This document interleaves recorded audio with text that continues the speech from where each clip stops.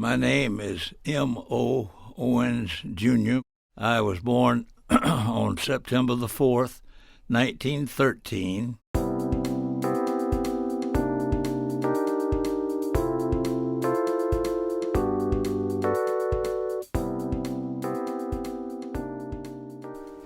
Welcome to Point of Rock Studios. On behalf of 90 over 90, I'm Rob Sumner. Today we welcome Milum Oswell Owens Jr. to Point of Rock Studios in 90 over 90. Dr. Owens, or M.O. as he is known, was born on September 4th, 1913. That makes him 102 years old. He and his late wife, Ruby Bridges Owens, raised 3 children, Celia, Linda, and Mary. He is the proud grandfather of many grandchildren and great-grandchildren, and is retired from a long and distinguished career as a Baptist minister, most recently at Parkwood Baptist Church in Gastonia, North Carolina. Dr. Owens, thanks for coming, and welcome to Point of Rock Studios in 90 over 90. Thanks for being here. Thank you. Well, the first question I want to ask you is, how do people react when you tell them that you're 102 years old? What kind of reactions do you get from folks? Well, action is varied, of course.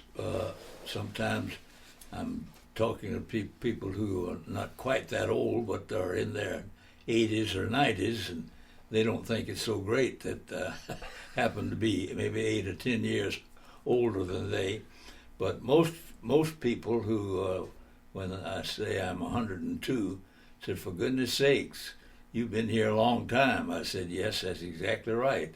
I've been here for a number of years, and have seen a lot of things happen in those years, and the events that I record in my mind are always things that are of distinguished importance or were so at the time. For instance, we lived in Louisville, Kentucky during and at the end of World War I, and one of my most vivid memories is going with my father. He put me on his shoulder, and we went downtown Louisville, and the entire population, apparently it appeared, of Louisville was in the downtown area of the 2 main streets, one going north-south and the other east-west. And on my dad's shoulders, I could see people just as far in either direction as I could see. Well, I can see how that would be a very memorable experience. It certainly was indeed. Probably not a lot of folks that you can share that would share that memory with you at the end of World War I, which was, about 1918? 1918. We're going to get to that and maybe talk a little bit about your time in Louisville, but I want to first, if I can, touch on your early life. You grew up in, you were born in Aiken, South Carolina, or Aiken County, Aiken County, outside of Aiken, and you, your father was a minister, and I believe you had one brother, Walker. Was that yes. His name? He was younger than you. Yes. And tell us a little bit about your home there, what you recall just in the very earliest of time, because I know you moved to Louisville at about age 6, but do you have any very early memories of your time in South Carolina? Well, yes, and one of those vivid memories is when my brother was born, we had neighbors across from us that I didn't know it, of course, obviously, but mother gave birth to my brother at home. A doctor came, of course, to help with the delivery, but neighbors took me away for that day, a good part of it. You were underfoot, I guess. Yes, and I can remember very vividly when it was time for me to go back home, and when we got to where we were living at that time, and my brother was crying, and what in the world is happening? And so you have a brother now. He has just been born, and I can remember that very vividly. And also, I believe your father in the early years, and he was Milum Oswell Owens Senior. Right. And so your namesake. You said he was early on. He was a teacher, but then he decided to change professions, and that's what precipitated your move to Louisville. Is that correct? Right. Yes, he felt like the Lord was calling him to preach, and there was no church in that area, and he had helped to start a church, and indeed 4 or 5 different churches in that area while we lived there. But he became sort of the daddy rabbit, as it were, of the Baptist churches in that area because of his education. He was very few people in that day and time had gone to college, and he was one gone of to those. Furman. Yes, and he had, in fact, he started schoolwork in the northern part of Greenville County, where now North Greenville College is, and the work that he started there then became North Greenville. It was not, he didn't actually start the college, but because of the work that he had done in schoolwork there, the college became in its existence out of the work that he had done already. Well, what was your relationship like with your mom and dad? I mean, was it? Tell us a little bit about what you recall about the Owens household. Well, my mother was a very gentle, kind, and loving woman, of course, and Dad was much more stern, much more deliberate in his activities, but I was never afraid of him. He was always one that I could turn to for anything that I needed at the time, and he was, even though he was very stern at times and very much a man of discipline for me. Mm-hmm. And I can remember, of course, various times when he took a switch to me, as we say. Well, I mean, that was, of course, a little more commonplace in that day. Right. But that's kind of how you discipline your children if they needed it. And I'm sure you didn't need it much, but from time to time, it's probably a good idea to remind you who was boss, I suppose. Right. Now, your dad, your family picked up and moved to Louisville. Yes. During World War I. Louisville, as I recall, we discussed earlier, was the home of Camp Zachary Taylor, which was, I think, one of the largest, if not the largest, World War I Army base or Armed Forces base in the United States. And so you were very much shoulder to shoulder with people who were serving our country in that great war.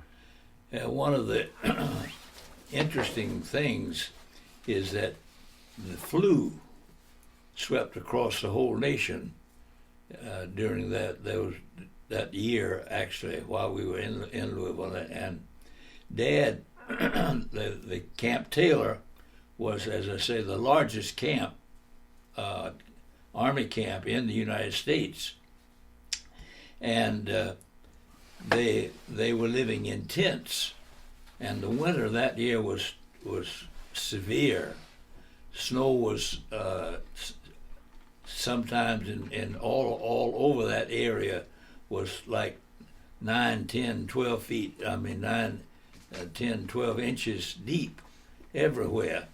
And Dad, because the men were living in tents there at Camp Taylor, dozens of them died because of the flu that came through. And Dad would go out, even though they didn't know much about what caused it, that kind of thing. Dad would go out and minister to the men at the camp. We lived in a tenement house of 4 families, and at one time in that of those 4 families, Dad was the only person who was not sick with the flu.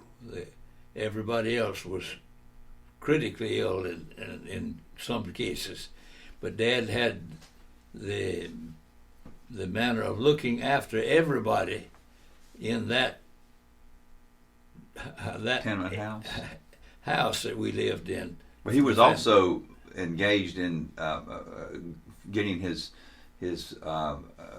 getting ordained in the seminary at was it Southern Seminary? Yes. And so he was doing that. He was working. He was taking care of all manner of people. That must have made quite an impression on you to see your dad do all that. Well, it certainly did. And I can remember so vividly seeing the trucks loaded with the bodies of soldiers who had died at Camp Taylor, coming by our house, moving to the L&N Railway where they were shipping bodies home. That was a very vivid memory that I have, seeing the trucks loaded with boxes in which were the bodies of soldiers who had died during the flu, which swept across the whole country. And of course, hundreds died all over the area. But well, of course, as you previously mentioned, the war ended when you were still a young man in Louisville, and your father, of course, went back and at some point and followed his calling to preach. Of course, as I mentioned in the introduction, you have lived a life of as a minister, and I believe you also, like your dad, attended Furman and Southern Seminary. Is that correct? How did your father kind of guide you into that, or your mom and dad talk to you about that, or was that something how do you recall getting into both going to Furman and getting into the ministry, and how that happened? Well, of course, my dad had gone to Furman, and so it was just obvious that I would go to the same school, and I did, obviously. But Dad set the pattern for me, and the thing that I remember so vividly is that when we were living at my first few years in Aiken County, South Carolina. That's where Dad was teaching school and then had started the church that was there. And then he felt the call to preach and felt that if so, then he needed seminary training. And so we picked up and moved to Louisville then, where he, of course, was in school at the seminary, the Southern Baptist Theological Seminary that was there. But the flu came, and that winter was a severe winter. And as I say, snow was often all over that part of the country, 8, 10, 12 inches deep. And the number of people who were dying with the flu then across the whole nation was tens of thousands. The flu covered the whole country. And Dad, because he somehow was able to keep his health, Dad was the only person in the house where we lived. There were 13 other people. He had to look after all of them. All of them at one time were sick. And Did that include you? And that included me. All of us were sick with the flu. Your mother? At one time. My mother, too. Now, how did y'all survive financially if your dad was in school? Well, he was, at that time, he was, of course, preaching, and he had a church across the river in Ohio. And so they were paying him enough that he could take care of us. I'm sure you didn't live high on the hog. We certainly didn't. It was very, very, very rare. But we were able to manage quite well. This is before even 1920. This is 1918. 1918. And I can remember so vividly the end of World War I in 1918. For, as I said, the entire population of Louisville seemingly gathered downtown to celebrate the end of World War I. And I can remember that so well. And Dad, of course, was able to help with families whose sons died there in Camp Taylor, and that there was numbers of them. And but Dad had the ministry to them, and then in the house where we lived, the building we lived in with four families, Dad had at one time had the responsibility of feeding every one of them. They were all sick with the flu at one time. Now, when he graduated, where did you came back to South Carolina to? Came to Myrtle Beach. And he did, or did you? I. Okay. Well, when he graduated, your family moved back to South Carolina. Yes, to the little town of Cordova, which is in Orangeburg County, and that's where I grew up. That's where I went to school. Your grade school years were in Cordova, and then you attended Furman out of high school. What high school did you attend? The high school I attended was in Cordova. Oh, it was? Okay. Was a county school, really. Were you involved in sports or school activities? Tell us about what you did.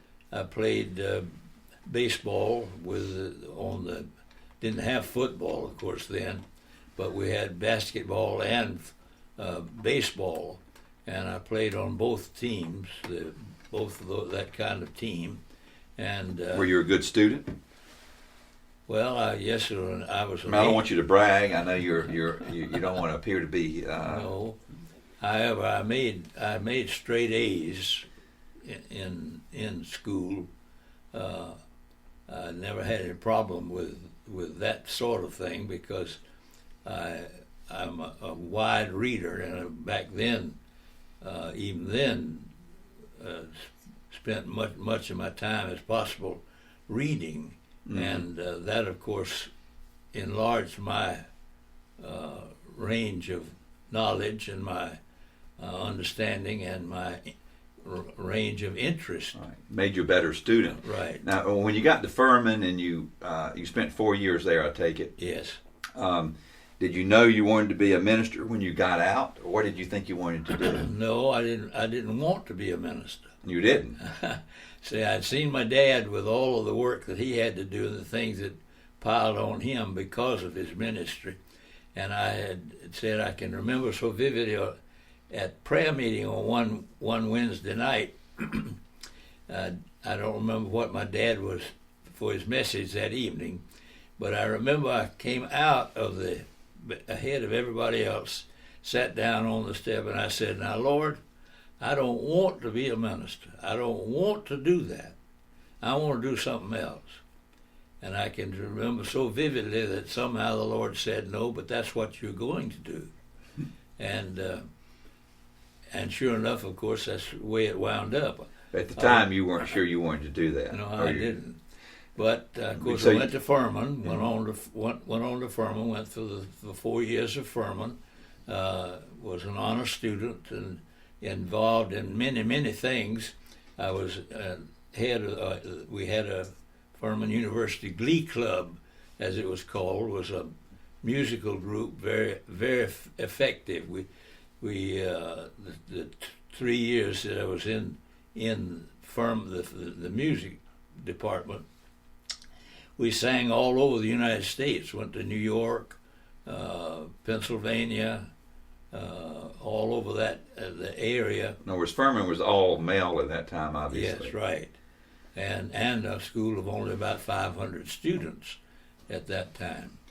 But I had opportunities. For instance, our group came up here to Belmont Abbey and sang, put on a program there. I remember that very vividly. And I remember coming through Gastonia at that time, I think there were 12 or 13 stoplights. Yeah, we were known for our stoplights there before they built the interstate. You had to Right. come that way. Right. Well, how did you meet? How did you meet Mrs. Owens? And tell us just a little bit about that.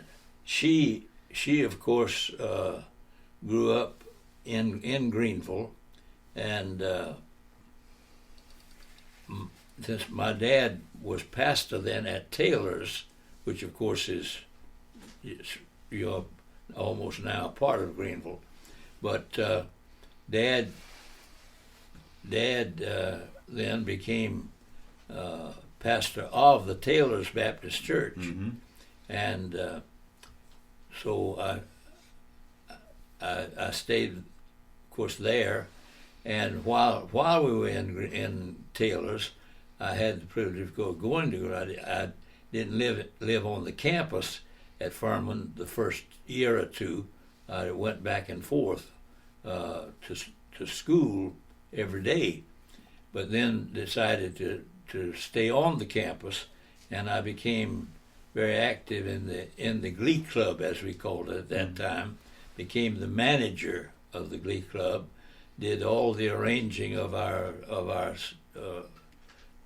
places we would sing. Your shows and so forth, right? forth. Did you meet her through that? And she, of course, grew up in Greenville, Mm-hmm. and we were in class at Furman together because the women's school.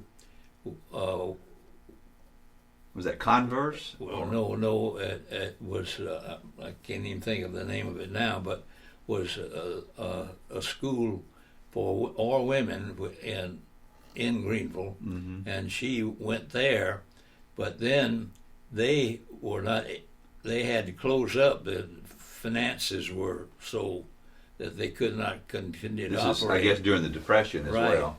And so, of course, she began coming over to Furman Mm-hmm. for classes, and we were in class together, and I got to know her. And when we finished together, I then was working and began teaching school down in Georgia, and she had meanwhile had felt the call to go on to the women's school, WMU we called it, the Women's Baptist School in Louisville. And so she was up there. Well, then I finished up my work as a school principal in South Georgia and felt the call to preach. And so when I decided to go on to look to school again, I, of course, went to Southern Seminary because that's where my dad had gone before. Well, did you know she was up there? And I knew she was there. And, of course, soon when we got up there, naturally, we began to go out together occasionally. I didn't have any money. Nobody had So it was all nickel and dime stuff. Yeah, I that's suppose. right. But So that's how you got together, because you both ended up in Louisville, right. but you knew her at Furman. And so I asked her if she'd marry me, and when she What did she agreed say? she would. Did she have? Was there a moment of doubt there, or was she pretty quick on the return, Well, as you recall? I think it was pretty quick. Oh, it was? We realized that we were going to be together. Well, that's this. If we can, I want to talk a little bit about because we've covered a lot of your early life, and that's, to me, very interesting, because you lived in a time that was when the world was different from the way it is now. But you did end up back in Gastonia. You were at East Baptist Church as a minister, and through some various decisions that were made, you started the Parkwood Baptist Church here in Gastonia, which is a very successful, long-standing church with I would consider it a large congregation. And how long did you preach at Parkwood? Well, I actually came to Gastonia to be pastor of the East Baptist Church. Right. and stayed there for several years. Well, while I was pastor there, the city had made the decision that they were going to run Church Street under the railroad. Which is right adjacent to the church. East Baptist. And when that happened, the church itself said, well, if that happens, then we're going to be left sitting up here on a pedestal, as it were, where the only way to get into the church was the back side, come on the back side. So the leaders of the church said, well, we need to move. We need to find some other place. And it's a long story, obviously, but the result was that we bought the property where Parkwood now is, bought that whole area with the idea of moving East Baptist to what is now Parkwood. Well, on the way over here, you told me a story, and then we'll kind of wrap up. You told me a story about I asked you what it was like being a preacher with crying babies, people that go to sleep, and folks that interrupt your sermon. You told me a story on the way over that I thought was humorous about a lady and a crying baby when you were at, I think, Myrtle Beach. Yes. Will you tell that, and then we'll conclude our interview with that? Oh, this was in a little country church out from Myrtle Beach that didn't have a regular pastor, and they would have 2 services a month, Sunday afternoon, and there were about, I guess, 35, 40 people in the little congregation, and this mother had a baby in her arms, and I began the service and was reading the scripture, and he woke up, and she was trying to keep him quiet, and pat him and keep him as quiet as she could, and she finally picked him up and started out, and I said, honey, he's not bothering me. He's not bothering me at all. She said, no, but you sure are bothering him. Well, you haven't been bothering us this afternoon, Dr. Owens. We appreciate your being here. You've given us a lot of insight and I think wisdom about growing up in the very early part of the 20th century. We thank you for your time. We thank you for agreeing to be a part of us, and we'll just say goodbye until we see you on the internet. Thank you so much. Well, I thank you. Yes, sir.